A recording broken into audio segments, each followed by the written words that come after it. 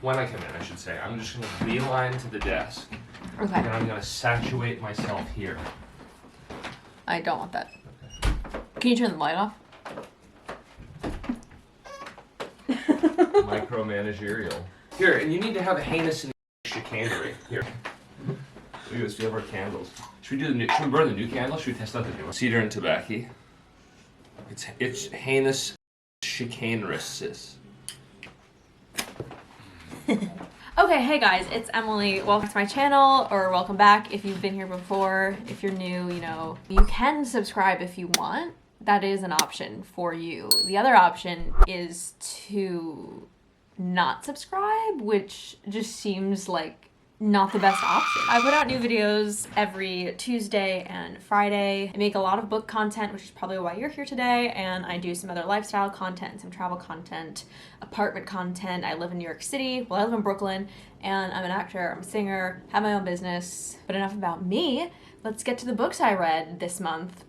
And I say it like that because my last reading wrap-up was in March, and this is a May reading wrap-up, which means that I skipped April. I was not a good reader in April. I read like 2 books just because I had a lot of work I had to do, and it just wasn't happening for me. But we all have months like that, and it's okay. But May, I got back into it, and so it is a May reading wrap-up, but I'm gonna include like the 2 books I read in April in this reading wrap up. This week I put out a video reorganizing my bookshelf. I know a lot of people love that content. I personally love watching people organize stuff, so if you want, you can check that out. I'll put it. I do this I've been doing this for like 6 months. I just point here. It's one of those I can't figure it out. I want to say it's here because that's where I don't think it is, and it's usually where I don't think.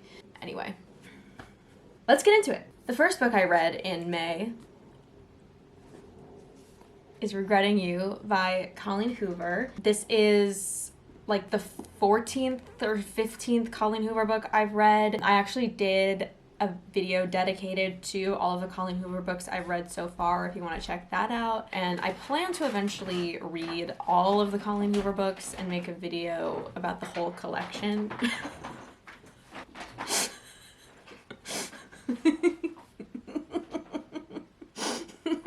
About the whole collection at some point if you are interested. Anyway, Regretting You. Honestly, I'm not gonna lie, like I really love Colleen Hoover. I love her writing. I think she does character studies really well. Colleen Hoover's great if you want to like get back into reading. It moves very quickly. This book for me though, like honestly was not, this might be my least favorite Colleen Hoover book. I just found the plot to be a little like far-fetched, and I just didn't find myself like caring about the characters like I usually do. It's a mother-daughter story, and like I think that's beautiful. I love mother-daughter stories, but it was just the way it was written like didn't really hit with me this time. But yeah, it's about this family, this mom, this daughter that kind of go through a tragedy and have to kind of learn how to exist together, I guess. There is like a little bit of a romance in there as well. It really is about something else, but I just can't really say that because it's a spoiler. Honestly, like I'd give this like a 3.5 out of 5 maybe. I wouldn't not recommend it, but I would definitely check out some other Colleen Hoover books before this one. So yeah, you can check out my Colleen Hoover books video if you want to get like my 5-star coho Rex. The next book I have is The Wife Between Us by Greer Hendricks and Sarah Pekanen. I really love the book that they wrote. What was it called? The Golden Couple. I like that book a little bit better than this one. This book is kind of like, it kind of gives like Last Mrs. Parrish vibes. It says it's like in the vein of Gone Girl and Girl on the Train. I think it might be just because I've read a lot of books like this that like I wasn't particularly thrown off or surprised by any of the plot twists or like what was going on. It kind of just has the same themes of like, is the woman an unreliable narrator or is the man like an abusive husband? We've done this before, but it was a quick read and it was a decent thriller, so I wouldn't not recommend it. I don't know how to really, it's about this woman who recently got divorced, and she's basically like more or less stalking her ex-husband and like his new fiance. But there's like a lot of depth to that story, and you find out a lot of things as the plot progresses, and like there are mid-book plot twists which I enjoy. Like I hate it when it's just like the one plot twist at the end. Like this definitely has you like engaged the whole time from the onset, which I appreciated about it. I'd still probably give this like a 3.5 out of 5.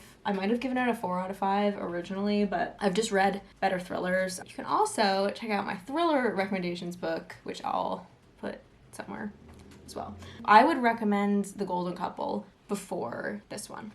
Oh wait, but before I read that, I actually read this book called Tomorrow and Tomorrow and Tomorrow, but I lent that to my friend Taylor. This book is the book that put me in a reading slump. It was, a lot of people voted it as the best book of 2022. It didn't do it for me. It was written in the third person, which is fine. I've enjoyed books written in the third person before, but the way this was like styled, it was just very much like, and then this character was sad, and then he did something, and then she reacted to the thing that he did. It was just very like, it was a little detached, the writing style. So while the story was like this pretty like long character study between these two people, which I generally love, like I love character studies, it was just written in a kind of like detached way that I didn't really feel incredibly like emotionally connected to the characters. This is something that I would probably like to see made into a film. I feel like the film would probably capture that a little bit better than the book did. I don't know if I'd really recommend it. I'd give it like a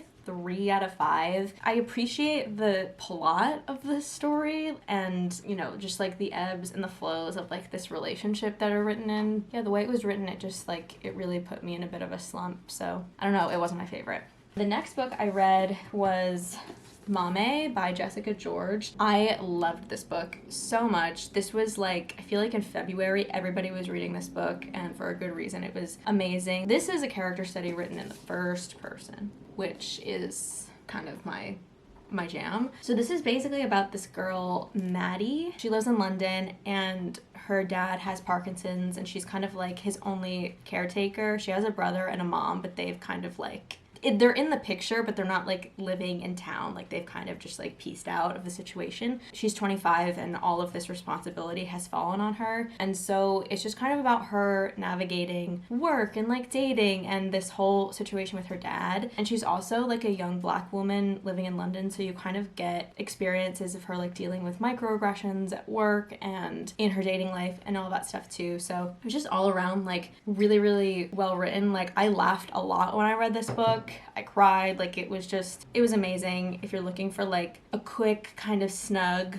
but deep read, Mame is the book for you. I actually can't recommend this enough. Like I really, really loved it. Moving on to The Bodyguard, which was actually my book of the month pick in May. It's an older book of the month book. It was from last July, but I just didn't feel incredibly excited about any of the May picks, so I went with this. I usually hate rom-coms. Like I just don't really care. But I thought I'd give this a try because a lot of people really, really highly recommend it. And I love this book. Like this is one of those like rare rom-coms that I just really connected to, and it flew by. I laughed so much when I read it. It was so fun, such a fun read. It's basically about this young woman who is a bodyguard, and she gets assigned to this super famous actor, like Brad Pitt kind of level. His mom is battling cancer, and he has like returned home to live with her and like spend time with his family. And so his team hires this woman as his bodyguard, but the catch is that she has to pretend to be his girlfriend and stay with his family because he doesn't want to upset his mom or like his family that he might be in like potential danger or whatever. So I'm sure you can kind of guess what happens, but I love like the trope of having to pretend to be in a relationship because it just, I don't know, it's funny. I would actually give this, for what it is, a rom-com, I would give it a 5 out of 5. I thought this was such a fun read. And then the last book, which I actually haven't finished yet, I am like, I don't know, maybe 2/3 of the way through, a little over, is Advika and the Hollywood Wives. I will include this in my next month's reading roundup first. I think it's cool so far. It's a little bit of a slower read than I expected. I'll probably end up giving it like a 3.5 out of 5, maybe a 4 out of 5. I like the backdrop a lot. It's basically about this young woman who is like a struggling screenwriter in LA, and she's catering the governor's ball after the Oscars, and this like super famous like multi-Academy Award winning producer who's like in his late 60s comes up to her and like basically they start dating, and then she, you know, her whole life changes because she like gets involved with this like very high profile older man. There's some like sketchy stuff that kind of happens. So I don't know what's gonna happen at the end, so I can't really officially rate it, but I kind of like it so far. I'm a big fan of Real Housewives of Beverly Hills, and apparently there is some sort of like Real Housewives reality show that happens in here that she kind of like examines. So I'm looking forward to that part, and I'll let you know what I officially think of it in my next reading roundup. So yeah, those are all the books I read in May and a little bit in April. If you have any summer reading recs, please let me know. Leave them in the comments below. I made a video like last month, I think, with some spring/summer reading recommendations. So those are probably the books that I'm going to be focusing on this summer. Thanks so much for watching. Have a great weekend. Bye! Bye.